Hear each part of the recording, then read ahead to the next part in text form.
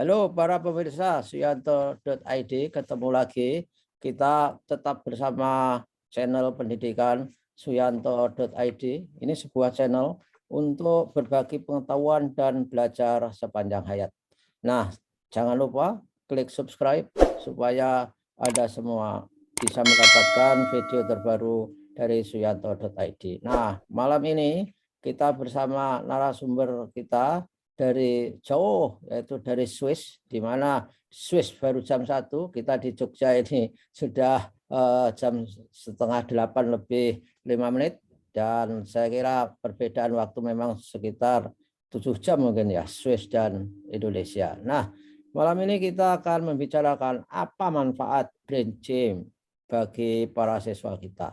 Dan tentu saja masih bersama narasumber istimewa kita, Ibu Johanna Elizabeth Demuth. Beliau adalah pelatih dan konsultan kinesiologi, Direktur Eksekutif Yayasan Kinesiologi Indonesia dan Brain Gym International Faculty untuk Indonesia, dan juga pengajar terapi komplementer di Universitas Sariputra Tamahan. Kita sapa dulu. Halo Bu Elis, selamat siang Bu Elis. Iya, selamat malam di Yogyakarta dan sekitarnya ya. Ya, Bu, ya betul. Gimana Bu? Ini kita episode keempat ini, kita akan berbicara apa manfaat brain gym itu untuk siswa kita ketika belajar di sekolah atau di rumah. Bu Elis.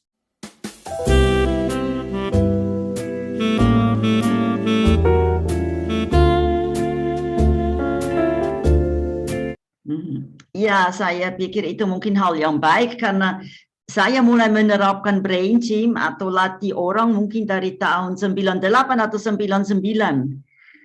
Dan waktu itu saya masih berada di satu pusat latihan yang kami ada kesempatan juga untuk buat evaluasi transfer atau penelitian sedikit. So, saya mau tunjuk dari saat itu, dari tahun 2000-an begitu ya. Ya, ya. Tapi sama saja sekarang, dan justru di Jogja juga ada orang-orang yang bisa jelaskan apa manfaat di SMA. SMA, tetapi nanti harus langsung dengan mereka ya. So, saya share screen sedikit. Oke, saya siap. Boleh? Oh ya, boleh. Silakan, please do.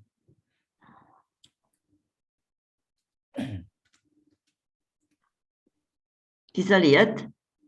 Ya, bisa, tapi belum diklik, baru bagus. Harus lebih besar atau sudah cukup besar ya, boleh?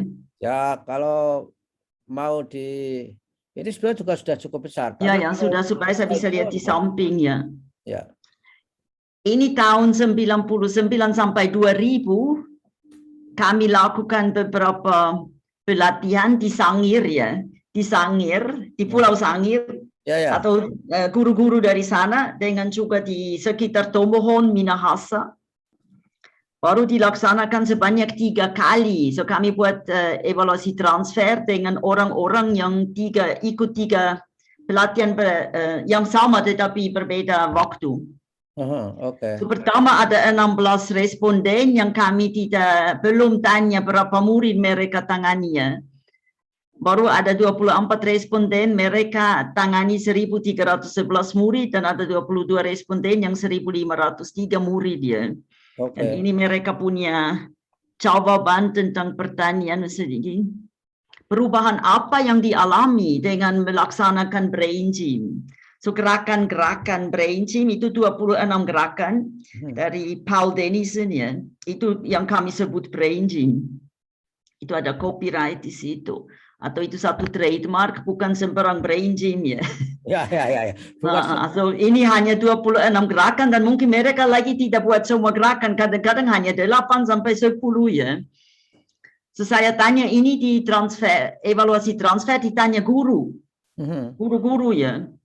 Bagaimana mereka laksanakan, baru mereka bilang pada diri sendiri, pada guru sendiri, pada umumnya mereka merasa lebih segar untuk mengajar dan lebih sehat. Ya, itu secara umum ya. Sedangkan pada murid-murid, apa yang mereka perhatikan, murid kelihatan lebih sehat, lincah dan aktif. Ya, secara jasmani. Baru lebih cepat atau lebih mampu berkonsentrasi dan memahami pelajaran. Itu ada peningkatan yang mereka sangat memperhatikan ya. Iya. Kemampuan belajar meningkat ya. Baru baru tingkat kenakalan murid menurun. Oh. Perilaku dan suasana di kelas dan kelompok jadi lebih baik ya. Itu sering lebih dulu ya. Itu sering sebelum ada perubahan Mindset. kognitif sering yang sosial mulai lebih baik. Karena itu sangat bagus sekali. Itu bukan hanya untuk meningkatkan kemampuan belajar ya. Itu kemampuan sosial sangat bagus sekali kalau otak seimbang. Ya. Setingkat kenakalan murid menurun dan itu bukan hanya di sini, ada dari luar negeri juga ada pernah ditulis di satu majalah internasional ya. Baru terjadi perubahan pada kebiasaan minum, baik pada guru maupun murid. Dulu mereka selalu harus bawa teh dengan gula di dalamnya ya. So, kalau tidak ada gula, mereka tidak masuk sekolah. Tuh anak-anak disanggil. Ada yang lapor begitu. So, karena kami latih betapa pentingnya air biasa, minum air biasa ya. Kebiasaan minum air gula makin berkurang. Lebih banyak mereka bawa air putih, ya. Atau murid-murid membawa air minum ke sekolah atau sekolah menyiapkan air minum di sekolah ya. Itu satu tingkah laku yang baru saat itu ya. Juga terjadi perubahan pada kebiasaan makan. Lebih banyak makan makanan yang tidak bergula. Hanya guru yang menyesal karena dulu dia bisa jalan dapat cookies satu dari murid ini, cookies satu dari murid sebelah. Kalau mereka tidak bawa lagi cookies, tidak ada untuk ambil. Kalau nasi tidak bisa ambil sesendok sedikit sini sana. Baru mereka juga sangat tertolong dengan mengurangi stres. So guru maupun anak bisa lebih cepat mengurangi stres yang dirasakan dengan mengajar atau dengan belajar ya. Baru mereka mengusulkan saat itu seharusnya memperkenalkan brain gym untuk semua orang dan masyarakat. Dan yaitu selalu mereka minta lagu kaset khusus untuk brain gym. Dan itu yang kami selalu tidak bisa memenuhi karena tidak bisa buat video gerakan, karena itu hanya boleh latih di pelatihannya. Tennyson tidak mengizinkan itu, maaf. Baru ini sedikit dari satu sekolah, ini guru-guru pertama, pelatih brain gym pertama di Indonesia, di Tomohon ya, dan kami buat praktek pergi ke satu TK namanya Taman Kanak-Kanak Dorcas di Tomohon ya. Ini gurunya yang aktif sekali waktu itu Ibu Frida. Ada kesaksian di buku Brain Gym ya. Ada kesaksian di buku Brain Gym yang internasional itu. So beliau mengamati di TK Dorcas ini yang ada 40 sampai 50 anak TK ya. Yang sekolah di situ. Waktu saat itu ya. So dia bilang anak lebih mampu berkonsentrasi serta aktif dan bersemangat dalam ini yang kurikulum TK ya, mengikuti isi cerita dan menjawab pertanyaan. Mereka lebih tangkap dan lebih bisa mengajukan pertanyaannya. Misalnya waktu itu mungkin satu anak tanya, kenapa anjing bisa menyusui banyak anak, ada banyak puting ya, sedangkan mama hanya 2. Macam-macam begitu mereka, atau apa itu krismon waktu itu ya. Maksudnya mereka mulai tanya yang dulu tidak ada seperti begitu. Menghafal syair dan belajar lagu baru. Tahun itu mereka mampu menghafal 60 lagu ya, hanya dari Juli sampai Desember. Banyak sekali, ada beberapa yang bahasa Inggris tapi kebanyakan yang bahasa Indonesia ya. Baru lebih cepat mampu menyusun puzzle atau yang bongkar pasang, yang ada keping untuk sambungnya. Suasana kelas lebih hidup, anak-anak yang pasif mau berpartisipasi dalam kegiatan. Yang dulu kurang aktif menjadi aktif ya. Dan itu mereka bisa mengutarakan isi hati atau pikiran dengan jelas. Ya, ya. Baru kemampuan berkreasi juga meningkat ya, melalui balok atau susunan dengan balok, kepingan, puzzle. Mereka lebih cepat bisa, lebih cepat dan lebih kreatif. Baru gerakan motorik. Waktu itu di kurikulum ada jasmani nomor 5 ya, itu sesuai kurikulum jasmani nomor 5 di TK saat itu ya, saya tahu masih sekarang, itu sudah 20 tahun yang lalu ya. Ya, ya. Berjalan di atas balok sambil pegang gelas atau mangkuk berisi air tanpa tumpah. Semua anak bisa. Dulu selalu ada yang tidak bisa jalan di balok titian atau apa ya. Menjinjing boneka kain di atas kepala. Itu keterampilan motorik ya yang mereka harus tahu. Merentangkan tangan lalu jongkok setiap 3 langkah. Setiap langkah ketiga saya rasa ini, bukan setiap 3 langkah, setiap langkah ketiga mungkin ya. Iya, ya. Baru melakukan gerakan ritmik dengan baik. So ini diperhatikan semua meningkat ya. Dan mereka di depan sekolah mereka buat gerakan ini salah satu gerakan namanya gajah ya. Mereka buat gerakan brainching pagi kira-kira 10 menit saja sebelum masuk ke dalam kelas. So banyak orang atau yang ada di pendidikan bilang, oh kami ada waktu, kurikulum sudah penuh ya. Padahal justru kalau ambil waktu untuk mengaktifkan otak tubuh sebelum belajar, mereka lebih cepat dan lebih mampu dan hasil jauh lebih bisa. Ada film lagi tentang ini ya. Ada film lagi, banyak mereka bisa. Lebih cepat mengerjakan soal hitungannya. Menambah dan menguranginya. Bermain dengan angka. Atau dikasih soal cerita matematika ya. Mereka juga lebih cepat tangkap dan bisa jawab. Baru mereka juga buat sempoa di sekolah itu 60 soal dalam 8 menit. Ada anak yang bisa menyelesaikan 60 soal sempoa. Papa tahu sempoa? Ya, pernah dengar. Yang hitungan dengan alat yang ada mani-mani. Iya, tahu. Tapi lama-kelamaan tidak perlu lagi itu alat, bisa dengan jari saja ya. Mereka pintar sekali. Mereka jadi waktu itu juara daerah ya. Di Sulut ini, Sulawesi Utara. Mereka juga dapat banyak trofi dalam pertandingan antara TK. Hampir berlebihan, kadang-kadang TK lain jadi iri karena mereka tidak jadi juara lagi karena TK ini yang ambil semua. Dan yang sangat penting juga guru tidak pakai tongkat lagi. Tongkat untuk pukul anak yang tidak mampu perhatian ya, itu sebenarnya tidak boleh ya.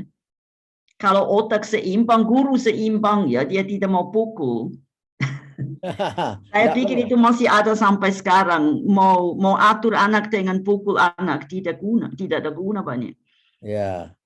Brainching bisa mengatur perasaan, pikiran, fokus sehingga orang mampu belajar tanpa harus pukul.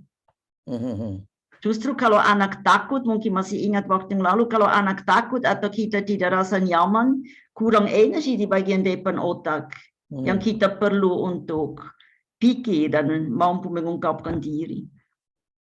Oke, ini yang tentang TK. Di buku Brainching ada juga dari guru TK, ada tentang gajah, gerakan gajah, dan tentang menguap berenergi, ada ditulis di buku Brainching yang juga bahasa Inggris yang internasional, dari guru di Tomohon ya. Baru ini di SMP Negeri 1, itu juga tahun berapa, mungkin 2004 mungkin, atau 2003. Itu pengaruh gerakan Brainching terhadap prestasi belajar siswa di SLTP Negeri 1 di Kota Tomohon. Kami pergi waktu itu, saya ada anak angkat ya, dan saya pergi ke sekolah tawarkan untuk buat Brainching karena mereka kelas 3 untuk mau lulus kelas 3 SMP. Dan tahun sebelumnya banyak yang tidak lulus. Dan ada masalah matematika yang banyak orang tidak bisa, yang banyak siswa, saya tahu masih ingat, banyak siswa tidak lulus matematika. bukan hanya di Tomohon, di seluruh negeri ya. Ada Ya, masalah ya. pernah. Sulit, materi sulit Bu itu. Baru kami buat pembaruan pola lateralitas, itu berarti sisi tubuh otak kiri kanan kerjasama dengan baik, secara alami yang memungkinkan belajar dengan mudah. Karena banyak yang tidak punya pola itu yang normal ya. Kalau tidak merangkak waktu kecil sering. Kalau anak tidak merangkak cukup banyak, dia tidak ada pola lateralitas yang baik. Oh, gitu ya. Pola kesisian, sisi kiri kanan yang tidak kerjasama. Baru kami buat integrasi mata dan telinga. Energi ya, energi jalan ke mata dan jalan ke telinga. So kami cek tiap anak dengan waktu itu dibuat tes otot ya. Apakah energi lancar atau tidak. So ini hasil dari, sebenarnya kami ada 246 anak kami dapat. Tetapi sesudah semester itu selesai, tidak semua anak lagi datang sekolah waktu kami mau cek kembali. Sehingga kami pakai 148-nya. Tetapi nanti ada juga dari lebih banyak yang berikut. So ini pola lateralitas yang otak kiri kanan kerjasama optimal itu hanya 12% ya, hampir 13. Sesudah setengah tahun kemudian jadi 48%. Dan ini tidak dibuat terus di sekolah, anak harus buat sendiri, sekolah tidak mau buat ini secara teratur. So, kami bilang ke anak saja ini yang kamu bisa buat untuk menolong diri ya. Dan itu sudah lumayan baik ya kalau dibuat di sekolah secara teratur ya, mungkin tinggi sekali, bisa lebih tinggi lagi. Itu baru ini yang DLR itu apa itu? DLR. Denison laterality repatterning. Itu tadi yang saya bilang, sisi kiri kanan diaktifkan secara alami supaya dia berfungsi secara optimal untuk belajar. Oh, itu ya, hemisfer otak ya. Iya, karena kadang-kadang kita terlalu stres. Satu sisi terlalu stres atau tegang sehingga kita tidak bisa jadi reda. So, kalau tidak bisa jadi reda, susah menerima hal yang baru. Atau yang lain memang kurang energi ya, harus buat gerakan silang supaya, atau anak merangkak ya, atau gerakan silang yang baik supaya dapat hubungan antara otak kiri kanan. Itu banyak sekali orang tidak punya ya. Di Indonesia banyak karena tidak merangkak, tidak boleh di lantai. Dulu tidak boleh di lantai sebelum 1 tahun ya. Oke. Tapi ya di sini juga banyak, tidak hanya di sana, tapi di sana lebih banyak lagi daripada di Eropa misalnya mungkin. Jadi anak merangkak itu bisa menstimulasi untuk membuat otak kiri kanan menjadi lebih seimbang, Bu Elis. Iya benar. Otak kiri kanan juga untuk fokus itu sangat penting. Ya. Baru ini melihat, seeing ya, melihat ini. Itu harus bisa lihat ke semua jurusan, ke kiri, ke kanan, atas, bawah, jauh, dekat. Kami cek otot, kalau otot tidak turun, yang tadinya kuat, berarti tidak cukup energi untuk lihat ke sisi itu ya. So, kalau anak tidak lihat ke sisi tertentu, tangan turun karena tidak kuat, ya itu kami belajar ya, dengan cek otot sebagai ukuran energi lancar atau tidak ya. So, waktu itu hanya 19% atau 18,9 yang bisa melihat ke semua jurusan dan kedua mata kerjasama untuk membaca. Ya. Sesudah setengah tahun jadi 58%. Ya. Dan ini tentang mendengar. Kalau putar kepala jauh ke kanan, jauh ke kiri, apakah energi ada atau tidak? Itu dari 63 jadi 80%. Itu cukup signifikannya. Baru kami ambil dari tahun 2002-2003, kelas 3 SMP dan tahun 2003-2004. So, yang pertama tidak pernah brain gym ya, tidak pernah mengaktifkan mata telinga secara ala brain gym ya, atau pola lateralitas. So, nilai rata-rata satu semester pertama 7,4 jadi 7,7. Sedangkan yang kami mengaktifkan atau mengintegrasikan energi mata, telinga, dan pola kesisian atau lateralitas, 7,6 jadi 81. Itu dari 246 anak ya. Itu yang dites tentang apa capaian belajar di Iya, pelajaran. iya. Dari semua nilai. Oke. Dari semua nilai. Tetapi ini tinggi sekali ya, 7,6 jadi 81. 8,1 itu tinggi sekali ya. Ya, sangat signifikan itu. Sangat signifikan ya. Baru kebetulan tahun itu juga ada satu penelitian dari pusat tentang contextual teaching and learning. Iya. Kebetulan SMP negeri yang tadi saya kerja itu, mereka ambil 60 anak terbaik dan bilang mereka contextual teaching and learning class ya. Ya. So kebetulan ada mereka yang ada nilai sendiri dengan yang sisa. So saya ambil itu dan bandingkan juga ya.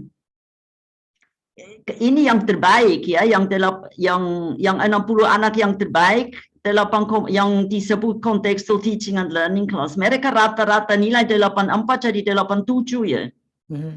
Sedangkan ini yang non-contextual teaching and learning, yang biasa saja dan yang mereka yang susah ya. Tapi justru nilai mereka lebih meningkat, 71 jadi 77, 0,6 mereka naik ya. Ini hanya 0,3 ya. Ya, learning gain ya. Iya, sangat menolong untuk mereka yang susah belajar ya. Jadi kedua-duanya diintervensi, diberi brain gym semua, iya. CTL maupun non CTL. Ya, iya, kan? Benar, semua sama. Tetapi yang nanti buat brain gym di rumah atau sebelum ke sekolah mereka harus buat sendiri ya. Saya hanya sebelum ujian mungkin 2 atau 3 kali lagi saya buat di sekolah, di luar sekolah dengan semua 200 anak. Tapi saya tiap anak tahu gerakan apa yang dia perlu ya. Kalau dia rajin dia buat. Dan mungkin banyak yang buat ya. Baru waktu itu National Number 1 itu dari Contextual Teaching and Learning Class. Saya pikir itu mungkin di Indonesia Timur ya.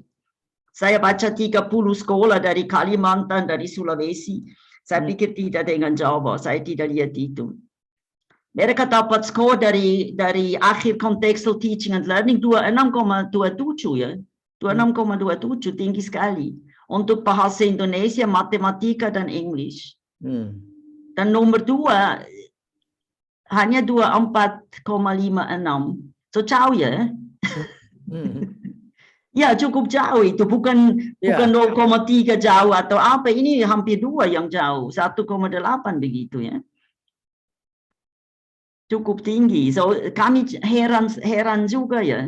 Ini anak-anak itu waktu itu ya, sebagian waktu kita buat brain gym atau kita cek otot untuk melihat apakah mereka energi ada ke mata telinga, itu satu ukuran bagus sekali ya. Gerakan Bu Elis, apakah cukup satu gerakan atau banyak gerakan ketika kita bermaksud mengintervensi supaya hasil belajar mereka baik, atau tergantung masalah yang dihadapi? Kita buat gerakan untuk pola lateralitas itu ada khusus, itu gerakan silang kebanyakan, gerakan silang atau satu sisi. Itu kami bilang kamu perlu gerakan silang 3 kali sehari atau kamu perlu gerakan silang, baru gerakan satu sisi, baru silang lagi. Itu kami bilang ke tiap anak ya. Baru untuk mata ada gerakan beberapa kami pilih yang mana. Kami tes otot yang mana cocok untuk anak itu dan dia juga boleh pilih. Baru untuk penglihatan juga begitu. So ini yang sangat individual. Gerakan kita buat masal tetapi nanti dicek individual. Setiap anak tahu yang mana sebenarnya dia perlu. Tapi dia tahu juga yang lain. Kalau dia hari lain lebih suka yang lain silahkan. Yang penting dia buat sesuatu. Dan mereka tanggung jawab tuh anak mau. Karena mereka mau belajar. Mereka malu kalau tidak bisa. Anak-anak yang susah mereka tunggu sampai terakhir untuk mau ada itu pola lateralitas ya. Karena kadang-kadang harus tangani sedikit sendiri, yang lain bisa dalam kelompok. Kalau agak susah harus buat perorangan, itu sedikit anak. Dan mereka tunggu, mereka mau bisa, dan mereka bisa. Tapi ditolong, daripada selalu dimarahi, harus rajin belajar, padahal otak tidak siap. Itu bisa juga karena mereka pernah jatuh atau karena waktu lahir ada masalah atau sesuatu yang mereka tidak cukup bagian-bagian otak tidak cukup kerjasama untuk belajar. Dan melalui brain gym kita bisa usahakan itu. Ya. Itu kesiapan belajar, kesiapan fisik belajar ya. Baru kami juga tanya mereka sendiri itu anak-anak tentang self-confidence in front of class. Itu ada pre-test, post-test. Dan yang merah itu, maaf. Dan yang merah itu bedanya ya. Ya. Also percaya diri di depan kelas itu sering masalah di SMP. Pada pre-test 29% bilang ya kami pede ya kalau harus bicara di depan kelas. Sesudah brain gym ini akhir semester jadi 44, berarti 15,4 meningkat ya.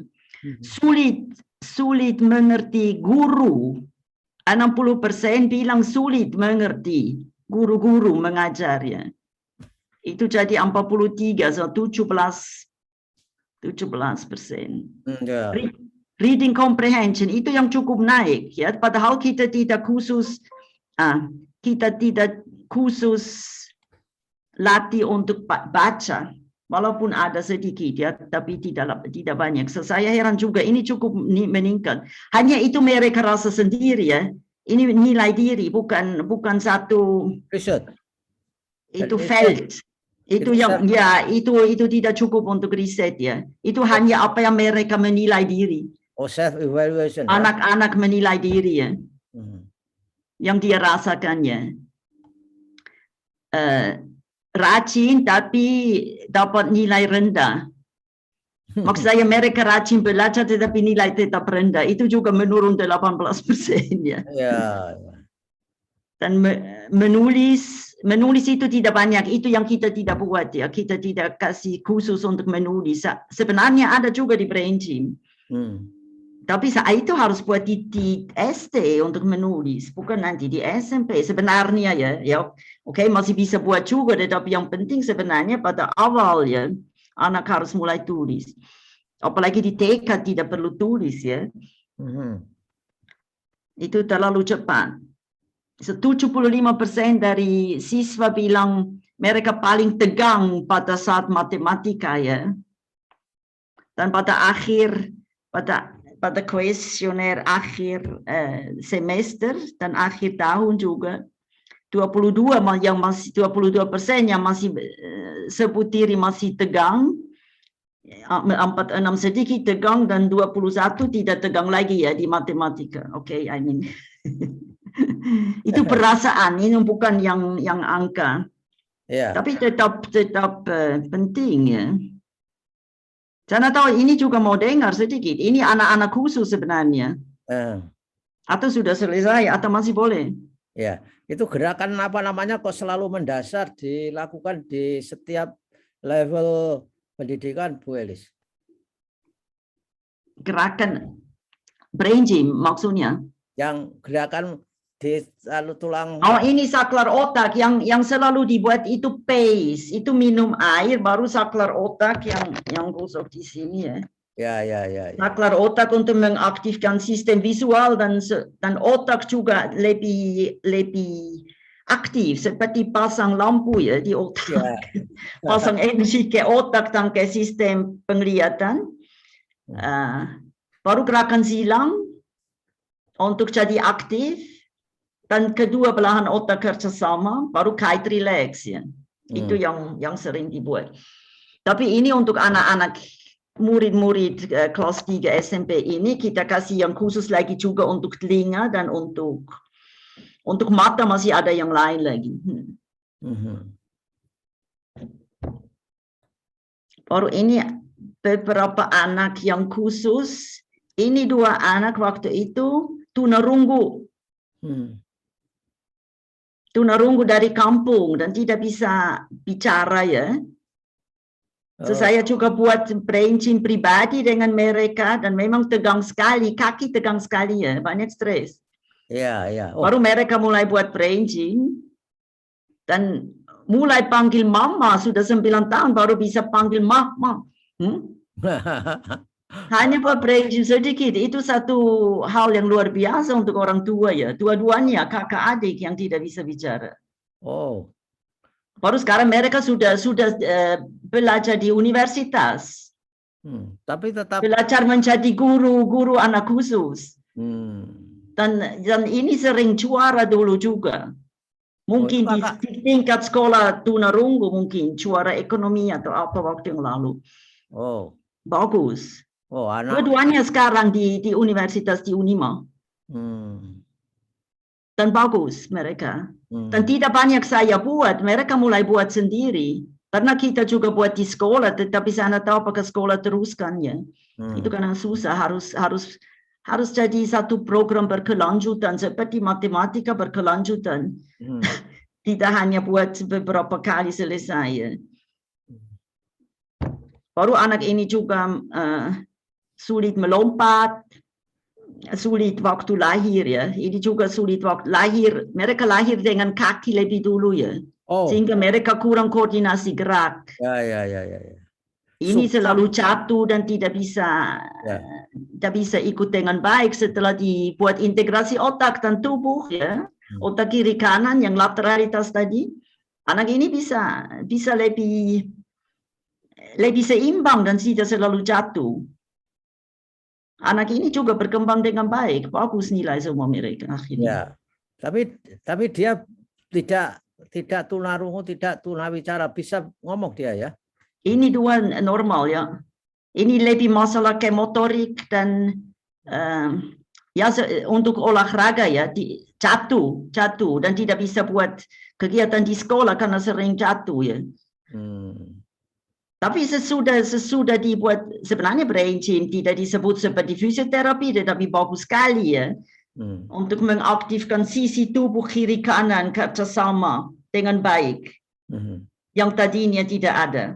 Dan itu ada hubungan ke sisi otak kiri kanan kerjasama dengan baik.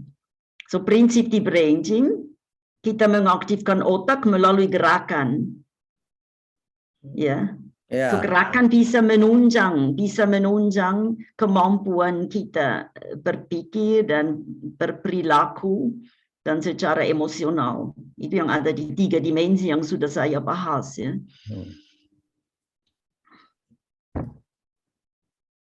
Ini dari luar, ini satu anak yang tidak tahu tulis. Itu bulan September dia harus tulis, guru bilang apa yang harus tulis, baca pelan-pelan dan anak harus mampu ikut tulis, diktat. Atau apa bahasa Indonesia, disuruh tulis. Ini dia tidak bisa tulis, dia tidak tahu mau tulis apa ya. Tidak mampu tulis. Baru dibuat brain gym di sekolah, sesudah 1 bulan dia mulai tulis. Tapi tidak selesai. Dan masih banyak yang salah. Ini bulan November, dia sudah lebih lengkap, tapi 8 kesalahannya. Baru Desember, dia tulis dan semua benar, tidak ada salah lagi. Karena dibuat brain gym di sekolah ya.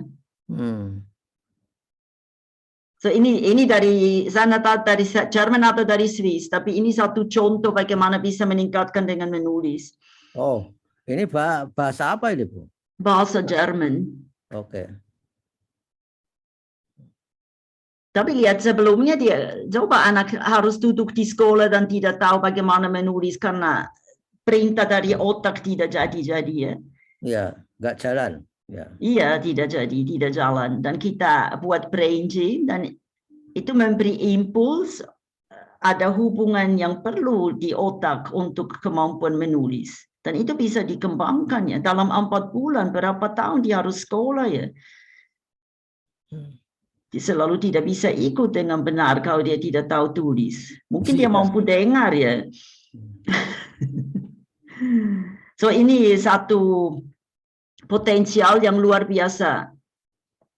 Yang luar biasa dengan brain gym. Iya. Baru ini masih satu lagi atau nak? Ini yang benaran, penelitian benarannya, reading and comprehension.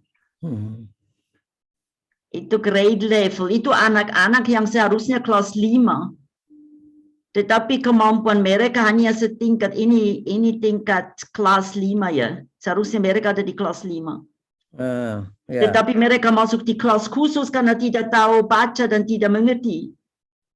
So anak yang seharusnya kelas 5 ini dia hanya kelas 2. Seperti Wah. tingkat kelas 2, kelas 3, kelas 0. So yang hitam ini tingkat kelas ya, kebanyakan tingkat kelas 2, 3 daripada 5 ya. Seharusnya mereka 11 tahun harus kelas 5 ya. Ini juga tidak ada apa yang hitam ini ya. Wow, ya. Baru guru yang tulis buku Smart Moves, Why Learning is Not All in Your Head. Apa gerakan yang lincah atau yang halus. Kenapa belajar tidak ada hanya di otak atau di kepala, ada di gerakannya. So dia buat brain gym dan dia lihat ini yang bagian atas ini yang tidak berwarna ya. Ini dalam 1 tahun anak yang tadinya tingkat 2 jadi tingkat 4. So dia kompensasi 2 tahun dalam 1 tahun karena tambah brain gym. Seharusnya semua kelas 5 tetapi dia kelas 2 tuh. 2 ya. Akhirnya dia jadi dalam 1 tahun dia jadi tingkat 4. Oke. Wah, jadi rugi ini ya. juga dari 0 jadi seperti tingkat kelas 2 dalam 1 tahun ya, karena dibuat brain gym. So itu cukup menarik sekali. Yang di bawah itu matematika sama ya. Mereka seperti tingkat 3, 2. Ini juga yang tingkat 2 dengan mate ya. Karena buat brain gym dia jadi tingkat 4 dalam 1 tahun. So dia bisa kompensasi, dia bisa buat 2 tahun dalam 1 tahun karena ada brain gym. Mempersingkat. Ya, itu. Mempersingkat iya. waktu belajar. Padahal mereka anak yang bodoh, dianggap bodoh ya. Padahal hanya otak yang belum connect, bagian-bagian otak yang belum connect. So ini seharusnya ditunjuk di mana-mana supaya memang brain gym itu sangat sederhana sekali dan menunjang anak-anak di sekolah. Belum lagi kita orang dewasa dan orang tua.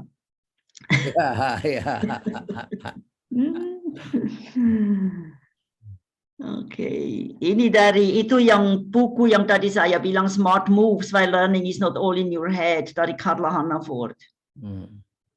Orang Amerika kelihatan Bu. Iya, orang Amerika dan bulan Maret yang lalu kami ikut juga pelatihan melalui Zoom dan ada cukup banyak orang Indonesia yang ikut. Saya lupa 20 atau 30 ya. Tentang dasar fisiologi brain gym, ada pelatihan khusus. Oh, jadi dia juga brain gym instructor atau Iya, apa? dia juga brain gym instructor ya. Baru dia juga membahas dengan menarik di umur berapa kira-kira anak bisa lakukan apa dari segi perkembangan otak. Ya, bagian otak yang mana yang berkembang. Untuk laterisasi itu tadi Bu. Iya, untuk misalnya ini umur 4,5 tahun sampai 7 tahun, prioritas ada perkembangan otak gestalt, otak kanan. Karena itu anak perlu banyak main, ritme, menyanyi. Dia emosi yang berkembang, intuisi ya, merasakan diri dan cerita banyak ya. Mungkin termasuk melukis mungkin. Iya, termasuk melukis, menggambar, membuat sesuatu dengan tangan ya. Dan menghayal banyak cerita. Berimajinasi. Bukan duduk di depan TV, cerita dan main orang lain, hal-hal seperti begitu dong. Main guru, main nikah, main masak dan macam-macam begitu ya.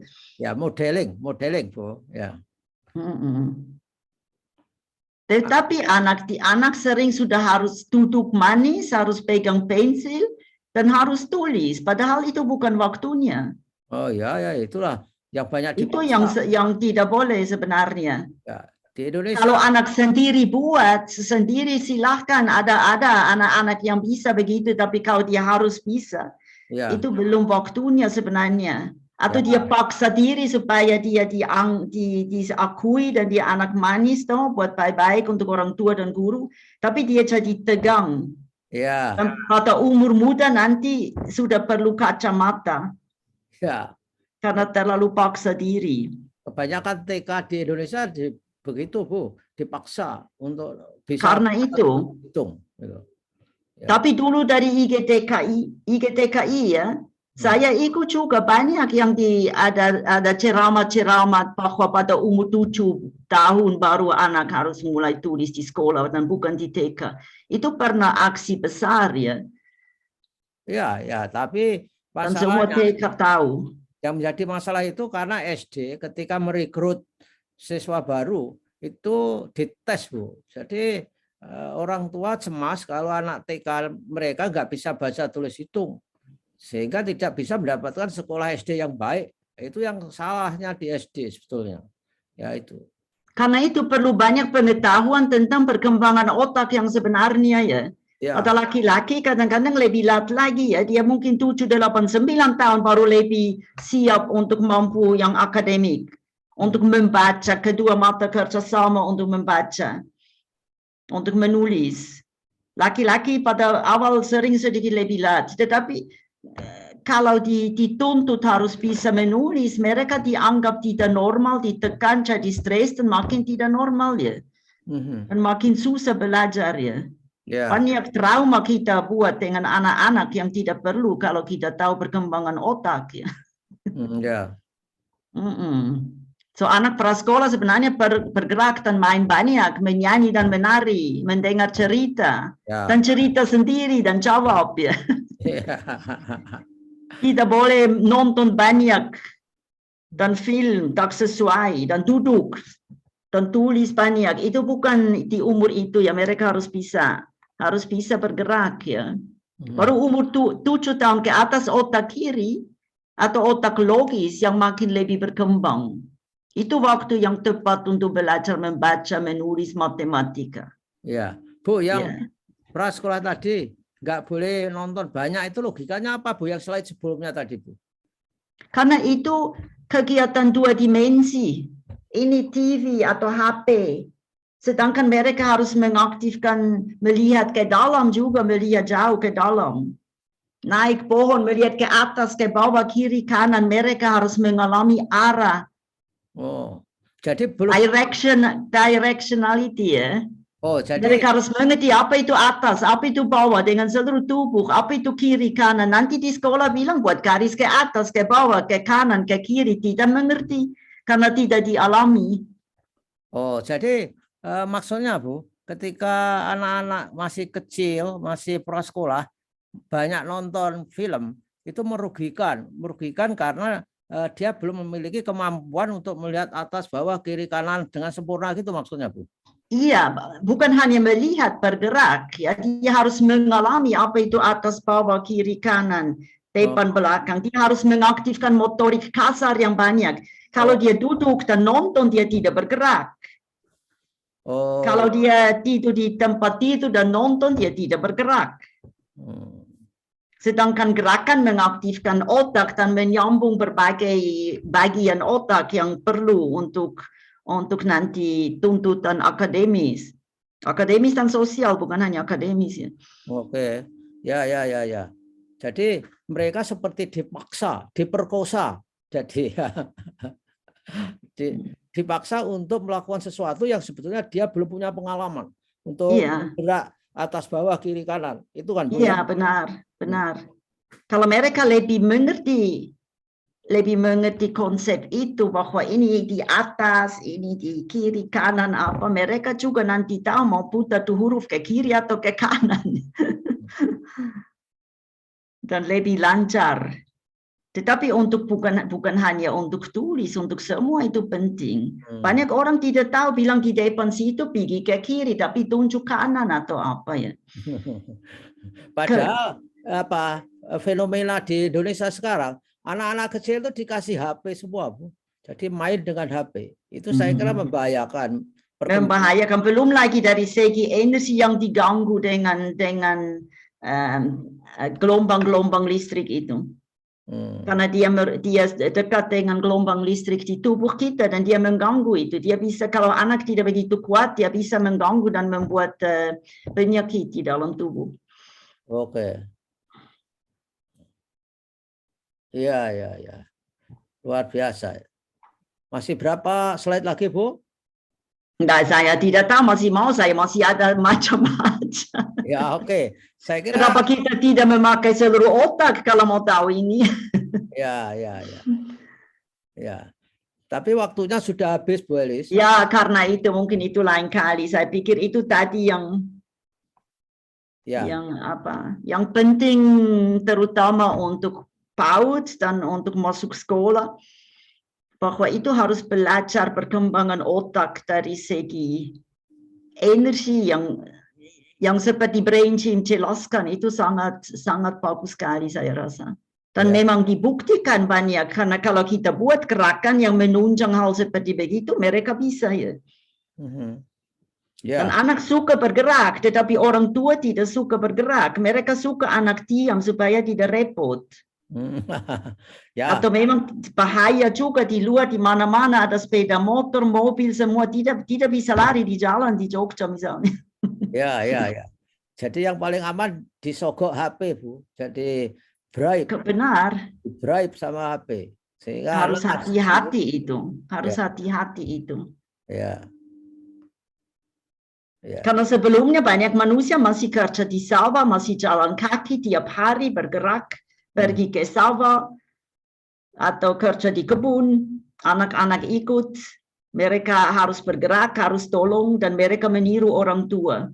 Sekarang mereka meniru orang tua dengan HP ya. Tapi manusia tidak bisa begitu cepat merubah DNA untuk HP. Ya, DNA HP nggak ada.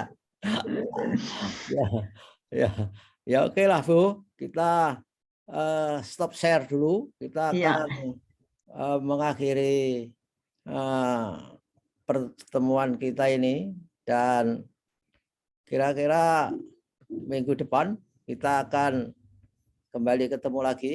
Bisa stop sharing, Bu. Jadi kita terima kasih banyak ya. Terima kasih banyak atas perhatian. Ya, oke. Dan mudah-mudahan kita ketemu lagi minggu depan, Bu. Bisa slide-nya dimatikan, Bu. Bisa di stop share. Kita akan berpamitan dengan para pemirsa. Begitulah para pemirsa, betapa bahayanya anak-anak diberi HP karena mereka memaksa terhadap kapasitas dan kemampuan anak untuk mengikuti semua acara-acara di HP yang belum waktunya. Dan apa bahayanya lebih lanjut, kita akan mendiskusikan dengan Bu Elis dari Swiss ini minggu depan. Terima kasih Bu Elis kebersamaannya. Mudah-mudahan kita sehat walafiat dan ketemu lagi. Selamat siang Bu Elis. Terima kasih banyak dan sampai jumpa kali berikut. Oke. Semoga